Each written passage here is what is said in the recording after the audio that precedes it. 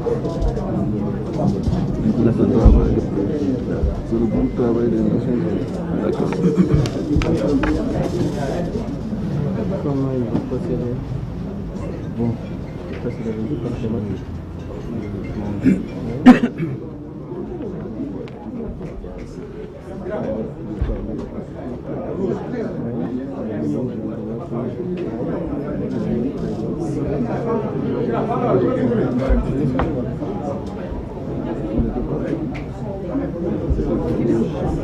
C'est bon?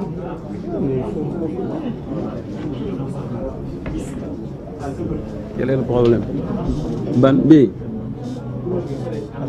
B.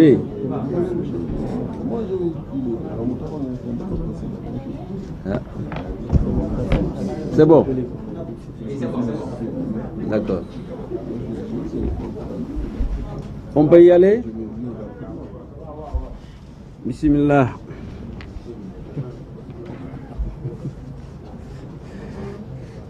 Voilà donc, mesdames et messieurs les journalistes, vous voudrez bien nous excuser pour ce léger retard et nous vous remercions au nom du président de la conférence des leaders, Khalifa Ababakar Sall, actuellement hors du territoire sénégalais,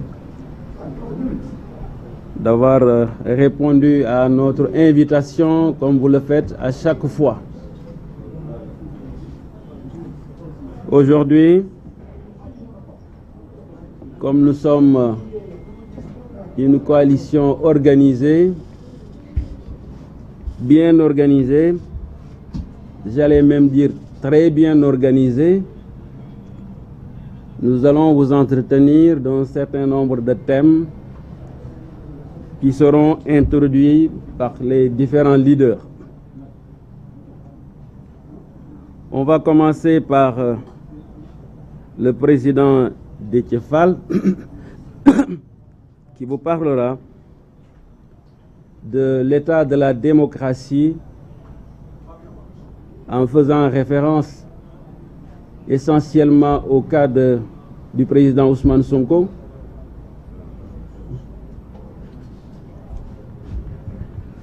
Et il vous parlera aussi du rapport du groupe des procédures du Conseil des droits de l'homme qui a diagnostiqué la situation politique au Sénégal. Après Déthié Fall, la présidente Aïda Mbodj va introduire les thèmes relatifs au rapport de la Cour des comptes, à la Haute Cour de justice et à la Chambre de discipline financière. Et nous terminerons par le président Ousmane Sonko qui parlera de ces deux conventions entre la France et le Sénégal, l'une relative à une entraide judiciaire en matière pénale et l'autre est une convention d'extradition entre nos deux pays, et il en profitera pour autant pour moi il en profitera pour faire une adresse à la communauté internationale. Vous m'excusez, il y a le président Cheikh Tidiane Youm, après la présidente Aïda Mbodj, qui va lui aussi parler de ces trois thèmes dont j'ai parlé tantôt: le rapport de la Cour des comptes, la Haute Cour de justice et la Chambre de discipline financière. Mais auparavant, comme le fait d'habitude le président de la conférence des leaders, je voudrais faire une petite introduction. Une introduction sur l'état du Sénégal et particulièrement ces appels pressants de certains segments de la population sénégalaise, appellent à la paix et la stabilité. Je voudrais dire, c'est vrai, que Macky Sall, il veut la paix. Mais il faut s'interroger pour savoir de quelle paix il veut.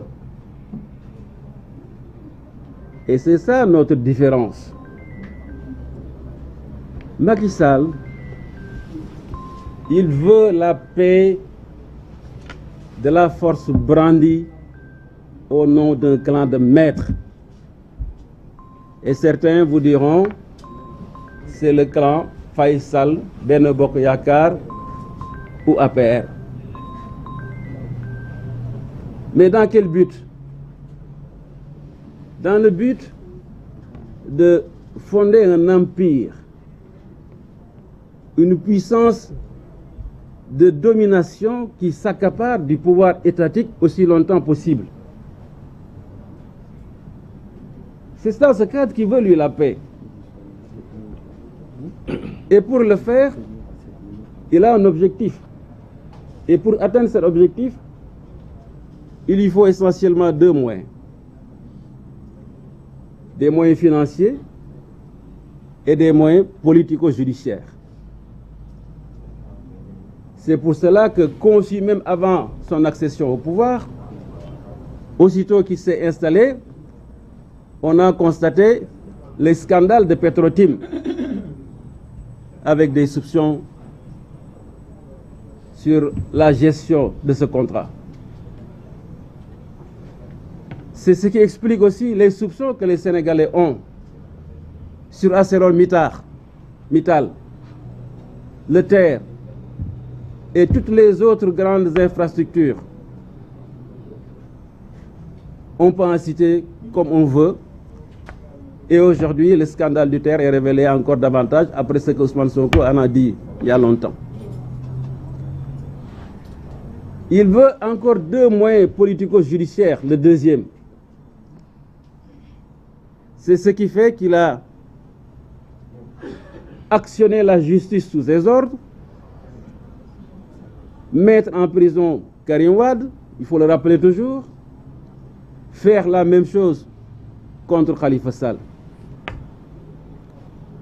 Et aujourd'hui, sa dernière tentative, c'est de barrer la route au président Ousmane Sonko. Ce sont ça ces instruments politico-judiciaires. Mais malheureusement pour lui, il s'est heurté à la résistance populaire. Et il sait qu'il ne pourra pas aller loin. Ça, c'est sa conception de la paix. Il faut que les gens le comprennent.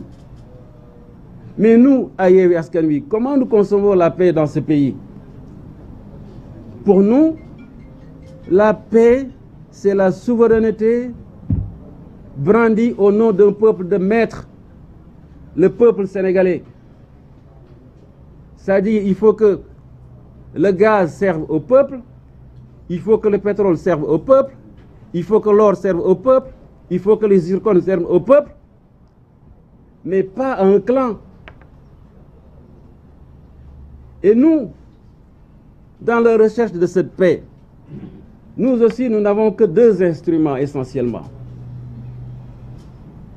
Le premier instrument, c'est la dénonciation, comme le fait si brillamment Ousmane Sonko, pour que les populations prennent conscience des scandales qui sont en train de se produire dans ce pays.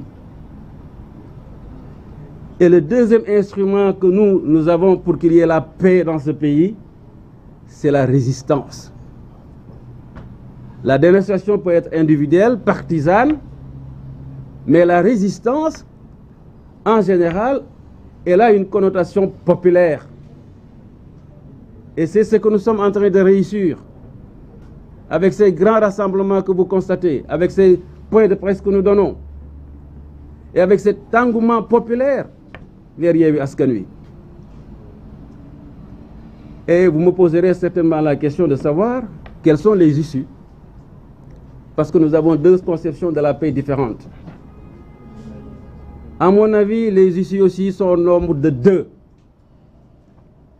Le premier, il faut que c'est à lui de prendre l'initiative en ayant conscience et comprendre que la sécurité du Sénégal, la sécurité du pays transcende la Constitution, que la sécurité du pays transcende les lois, que la sécurité du pays transcende les règlements. Ça, c'est de sa responsabilité. C'est ce que disait d'ailleurs dans un de ses passages, permettez-moi de le citer, Cheikh Hamidou Kane, le chef des Dialobé, qui disait que la stabilité est un privilège et un devoir à vous, princes de ce monde.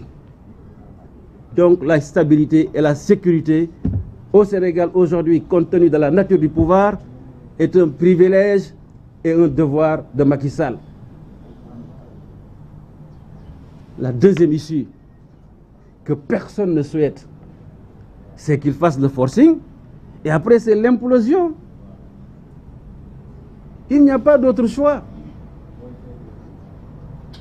Et qu'ils comprennent, je cite encore ce passage de la Grande Royale qui disait que mon grand-père attachait plus de prix à la liberté qu'à la vie. Et c'est dans cet état aujourd'hui que se trouve la jeunesse sénégalaise. En faisant le forcing, personne ne maîtrise plus rien. Et il n'aura pas compris, comme je l'ai dit tantôt, que la stabilité et la sécurité transcendent les lois, la Constitution et les règlements. Je suis un peu long dans cette introduction, mais c'est tout simplement pour ouvrir la voie aux leaders qui vont certainement mieux développer que moi certains aspects dont j'ai parlé dans mon discours. Ceci étant dit, je donne la parole au président Déthié Fall pour vous parler des thèmes que je vous ai rapportés tout à l'heure. Merci.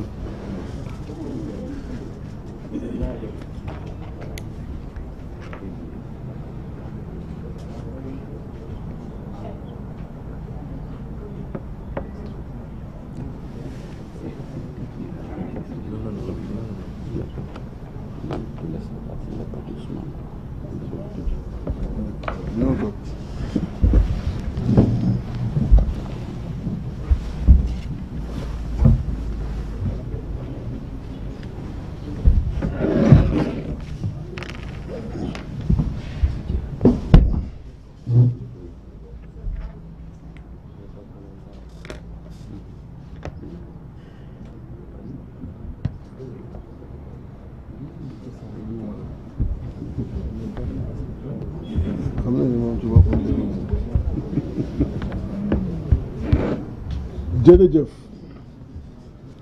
di dellu di nuyu ñi ñuy déglu ñëpp. Par contre depuis tout à l'heure ñoo ngi may envoyé message ni le son est faible ñu bëri ñuy déglu je sais pas ce qui peut lan moo ko war mën expliquer hein. Il y a aussi la 2STV qui me dit que dégguñu c'est fait. Le son est bon mais je pense que ñi nekk ci biti di ñu déglu ñoo ñu déglu. Donc on va parler comme les militaires à haute voix. Donc di nuyu ñëpp ñi nga xam ni ñoo ngi ñuy déglu ci biir réew ak ci bitim réew ñu dellu si Yewwi Askan Wi pour jàkkaarloo ak yéen pour waxtaan ak yéen mais balaa ñuy xuus ci waxtaan bi di wax rek ni gisuñu lu tax point de presse war a am ñuy mobiliser la gendarmerie devant les sièges des leaders de Yewwi Askan Wi et vous avez vu ce qui s'est passé avant-hier. Mais di préciser également que loolu taxul ñu reporter point de presse bi ñu waroon def ça n'a rien à voir point de presse bi ñu koy reporter xamuñu woon sax ni ñooñu ñoo ngi fi mais c'est par la suite que ces images ñu gis que mu tas fépp mais loolu doy na ci wan askan wi que le président Macky Sall doxul ci jàmm doxul ci tànku jàmm ndaxte je ne pense pas yéenay dem fépp que mos na am benn point de presse bu am siège yu Benno Bokk Yaakaar gendarmerie war fa ñëw taxaw je ne pense pas pourquoi donc ñu war am fii point de presse gendarmerie war ñëw taxaw quadriller fii yëpp yooyu ay provocation yu inutile la parce que ay kilifa ñoo fi nekk te ay kilifa yi nga xam ni kenn xamu leen ci tàppaas donc loolu nañ ko arrêté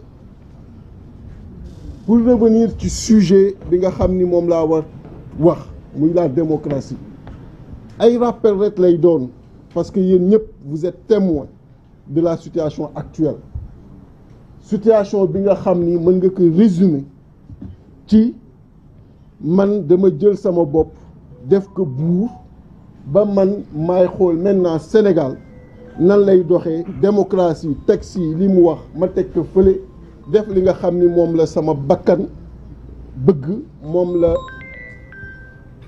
sama njaboot bëgg moom laa xalaat ni tey jii nii moom laay def pour couvrir sama bopp loolu le président Macky Sall nekkee et des fois dañuy fàtte et moo tax rappel am solo déjà en 2019 bi ñuy yegg si ci élection présidentielle yéen a ngi fàttaliku parrainage bi mu ko dugalee ñaata candidat la ci éliminé pourtant les gens l'oublient rien que par le parrainage il avait éliminé 23 candidats ba mu amoon groupe des 23 ci 27 yi déposé wuñ y a que 4 yi nga xam ni moom la accepté ba mu amoon le groupe des 23 am na ñu bare nga xam ni maa ngi leen di gis ñu naan jamais 203 ñii bi mu leen éliminé par le parrainage ñii mu jéem leen éliminé par la justice muy le président Khalifa Ababacar Sall ak le président Karim Meïssa Wade gis nga Sonko président Sonko dafa am kersa ci wax ji ñaari yoon déey na ma ni ma bul ma tudd ma ni ko ñaari yoon ma ni ko wax ju yàqu la ma ni ko wax ju yàqu la parce que nan lay Yewwi Askan Wi pour la première fois depuis que cette affaire de renvoi de la chambre criminelle amee ñuy taxaw jàkkaarloog askan wi wax lépp sauf tudd loolu am na da nga xam ni góor mënu ko nawlante mënu ko mais je le comprends parce que c'est un leader buggul yooyu mais am na nga xam ne ñoo ko dul xaar lu mu bëgg ak lu mu bañ pour dire tout simplement au président Macky Sall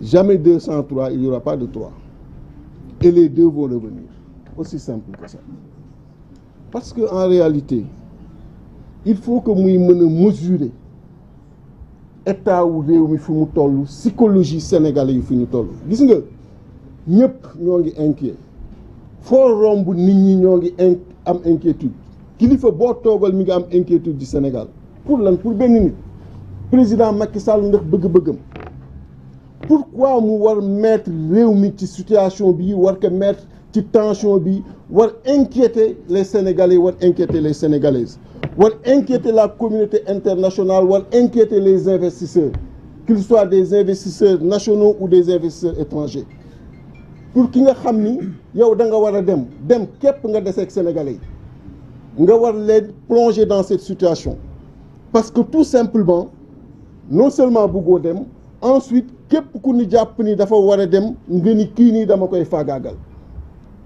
je pense que waxtaan bu jotee wax dëgg da ci am solo mënuñu toog en 2019 mu def loolu nit ñi toog en 2024 nga xam ni une seule porte moo ko dese la porte de sortie pour le maintien de la stabilité et de la paix muy engager encore cette direction de vouloir éliminer un leader politique et li ma bëgg ñu xam ko pourquoi ma ni c'est pas Ousmane parce qu'il s'agit de la démocratie et des libertés ku jàpp ni bu paree ci diw rek yow sa affaire la wala bu paree ci diw du la songu fa ngay defee erreur quelqu'un quand tu ne l'arrêtes pas tout de suite considère que tu restes exposé et vulnérable comme toute autre personne bi nga xam ni moom la attaqué et on ne peut pas réduire notre démocratie à des attaques personnelles à une politique de liquidation d'adversaires politiques que Ousmane soit gêné qu'on en parle ou pas ce que je veux vous dire tout de suite parce que là c'est Yewwi Askan Wi qui parle, différemment des partis politiques qui ont eu à se prononcer instantanément quand cette affaire a été prononcée et renvoyée devant la chambre criminelle. Ce que je peux vous dire tout de suite, moi ça ne passera pas et Yewwi Askan Wi résistera, parce que suñu devoir historique la. Gis nga ñun li ñuy def du pour ñun, dama bëgg di ko fàttali tout le temps. Jóg guddi ak bëccëg di liggéey de 7 heures du matin à 2 heures du matin, xam nga ni defaloo ko pour sa bopp, da nga ko def pour askan bi, da nga ko def pour ëllëgu Sénégal. Parce que politique bu leen juum du lu yomb, ñu lay dàq sa liggéey du lu yomb, ngay toog guddi ak bëccëg li nga xam ni yaa koy dundee ak foo koy wutee yow yaa ko xam ak yàlla du lu yomb. Boo koy def c'est parce que conviction la, c'est parce que am na ay principes yi nga xam ni moom ngay véhiculer, et c'est parce que askan wi jaral na la ko, et ce devoir la par rapport à l'histoire. Foofu la mbir yi toll. Et comment des personnalités peuvent se lever ainsi, yow benn nit ci 18 millions de Sénégalais nga ni du demee noonu, léegi finalement oublier la démocratie, oublier les textes, oublier les lois, léegi finalement suivre leen man sama volonté. Mais avant lui, il y avait le président Abdoulaye Wade. Le président Abdoulaye Wade, wax leen ma kan la fi jéem a écarté 12 ans yi mu fi def par la justice, dugalul parrainage, képp ku bëgg doon candidat doon nga candidat. Il n'a jamais essayé de recaler qui que ce soit à une élection. En son temps ki nga xam ni moo doon adversaire politique am le plus farouche bàyyi na ko mu participer à toutes les élections qui se sont organisées ici. Le président Habib Sy est là, témoin, il était avec lui. Le président Diouf bi mu fiy nekk na ma kenn wax benn candidat bu mu jéemee éliminé par la justice, na ma kenn wax benn candidat bu mu jéemee recalé par ay parrainage ak par lu mu mën a doon. Mais pourquoi lui mu war a ñëw loolu lépp passé que perte profit nga xam ni ça contribuait à la respiration de la démocratie, pour war a mën a tey jël ay instruments yi nga xam ni c'est lui qui les crée pour essayer de voir bopp bu déborder nan lay jëlee gàll na loolu pour couper cette tête là. Benn tête dootuñu ko couper au Sénégal. Fi mu toll nii le débat bi muy bañ nga xam ni yi muy def yépp en réalité c'est pour ne pas faire face à ce débat là, mooy que moom warul bokk te du bokk, mooy moom warul bokk te du bokk. Et li gën a bon nag mooy wax ji dafa jéggi Sénégal dem ba commencer entacher l'image du pays partout ailleurs. Am na yi nga xam ni président Ousmane bu jëlee dina ci dellu léegi, mais avant même li ngeen gis mu génn nii ci parlementaire français yi, mais am na lu fi xew ay échanges yi nga xam ni ñoom communiqué wuñu ci, muy benn groupe de travail, et je vais vous lire li nga xam ni moom la ñu demandé l'État du Sénégal. L'État du Sénégal tontu te tontu boobu waxuñu ci lenn lu wér, et li nga xam ni ça a trait aux événements yi nga xam ni ñoo fi amoon au mois de juin avec les arrestations ba sama arrestation, ak aussi perte de vie yi nga xam ni moo fi amoon, ak des constats yi nga xam ni moom la groupe boobu def yu précédé même événement au mois de juin yi, mooy bi nga xamee ni le président Macky Sall ci coobareem jël na sunu liste écarté ko.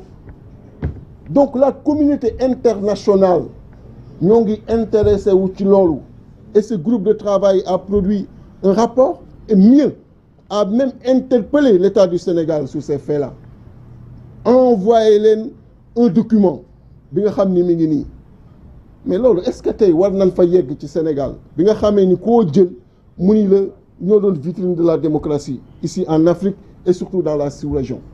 Ba sunu nawle yi nga xam ni tey ñoo nekk ci dëkk yooyu ku ci am xarit boo ko jotee lim lay njëkk wax mooy yéen lañu daan xool, yéen a doon suñu référence, fexe leen ba lii ñu dal bu mu leen dal, ba ñoom ñëpp amul ku ci tey jii nii bàyyi xel le président Macky Sall, parce que jàpp nañu ni li nga xam ni moo doon seen référence moom moo ko nar na saxal. Donc am na yi nga xam ni dafa mënatul am, dafa mënatul dem.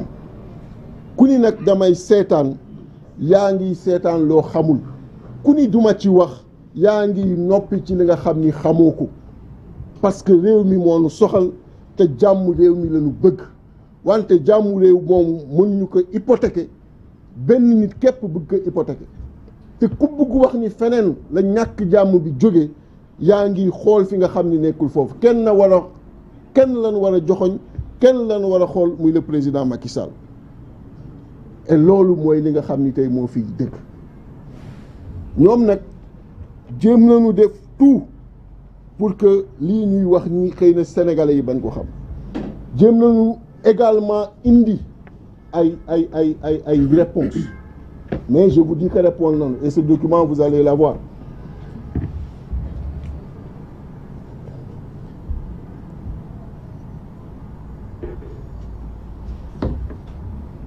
Il s'agit du rapporteur spécial sur le droit de réunion pacifique et la liberté d'association du groupe de travail sur la détention arbitraire et un rapport spécial sur les exécutions extrajudiciaires, sommaires ou arbitraires.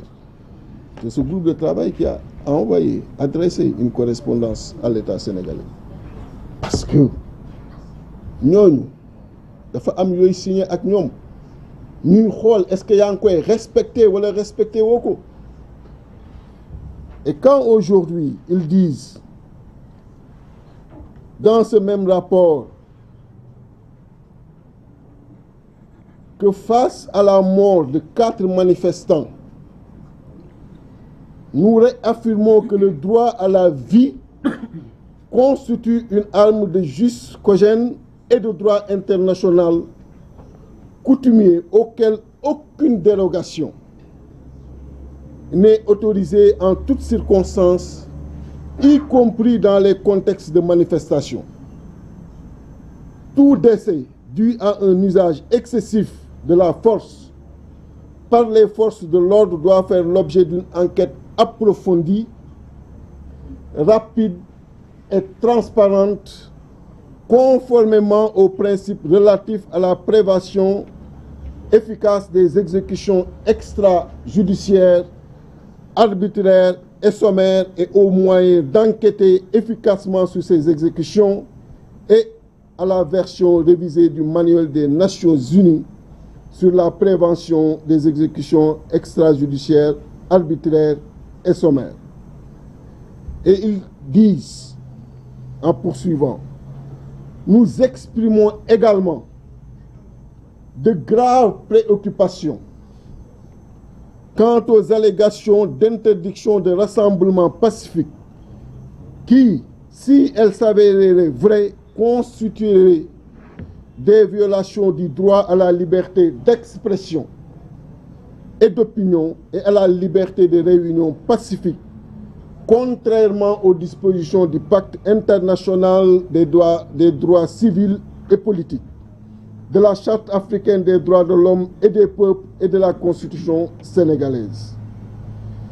Et ils interpellent, en relation avec les faits allégués ci-dessous, nous vous prions de vous référer à l'annexe 6 jointe qui énonce les textes relatifs aux instruments juridiques et autres standards établis en matière de droits humains. Nous émettons cet appel afin de préserver les droits des personnes susmentionnées, arrêtées et détenues d'un préjudice irréparable et sans préjuger d'une éventuelle décision de justice. Donc il revenait sur toutes les arrestations du petit mois de juin, sur toutes les décisions de justice, à ceux qui sont encore en prison, supposés appartenir à des forces spéciales, ceux qui avaient été arrêtés. Vous vous souvenez, on était 83 en son temps à être jugés en même temps. Et il parle même de plus. Nous avons arrêté un peu partout. Je dis que le Sénégal a répondu. Le Sénégal répond, mais c'est une réponse. Vous allez avoir le document. Ils disent ce qu'ils veulent, comme dans leur habitude. Alors que l'interdiction des manifestations est la règle, l'autorisation est l'exception. et ils disent eux le contraire. Ils avancent des chiffres d'autorisation yi nga xam ni xaw ma yan demande yu ñu tey moo mën a am ci Sénégal ay 6250 demandes en un an ci Sénégal man xaw ma ñooy demande fan la jógee et pour dire qu'ils sont seulement à 1,50% d'interdiction man xaw ma 6000 demandes yooyu fan la jógee donc pour dire que vraiment dafa am kenn kuy utiliser benn mot ma koy jëlee ci moom souvent bu ma nekkee États-Unis muy Ousmane Tounkara bu ñu waxee nu ma décce tappale gee bare mais tappale bi gouvernement bi nekkee moo bare il faut que tappale boobu wàññeeku parce que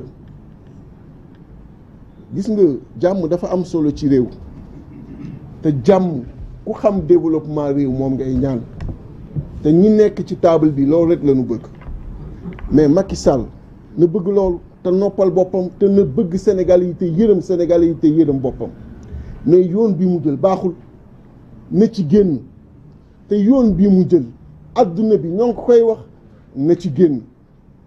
On va vers une élection présidentielle une élection extrêmement sérieuse élection bi nga xam ni day doon un tournant ci Sénégal ak ci Afrique. Pourquoi Sénégal?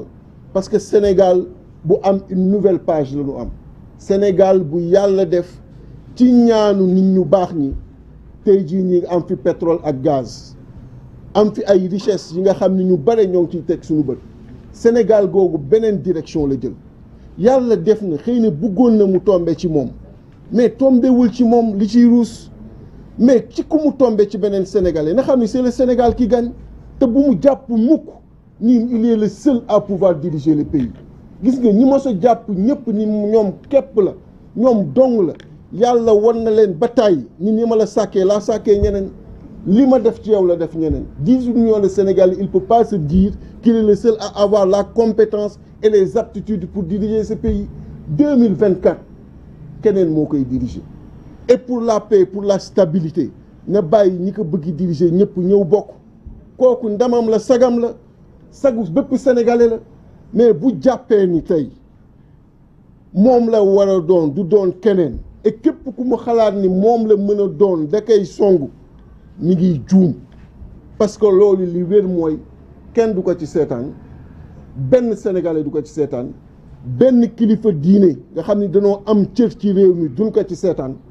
communauté internationale nga xam ni danoo am cër am li nga xam ni moom la ñu bàyyi xel ci Afrique ak sous-région duñ ko ci seetaan kon na génn bu rafet kon daal di wax ci gàttal que Yewwi Askan Wi reste plus que jamais déterminé pour la défense de la démocratie et la défense des libertés.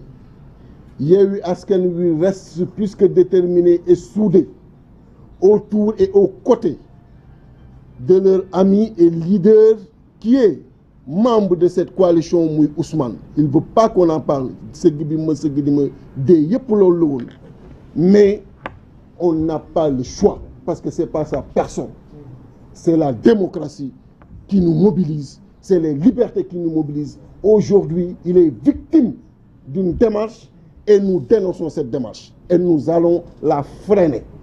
Et c'est ça que je voulais donner comme message. Je vous remercie. jërëjëf président Déthié léegi ñu jox kàddu gi la présidente Aïda Mbodj Super Linguère pour vous parler de la Cour des comptes, la Haute Cour de justice, la Chambre de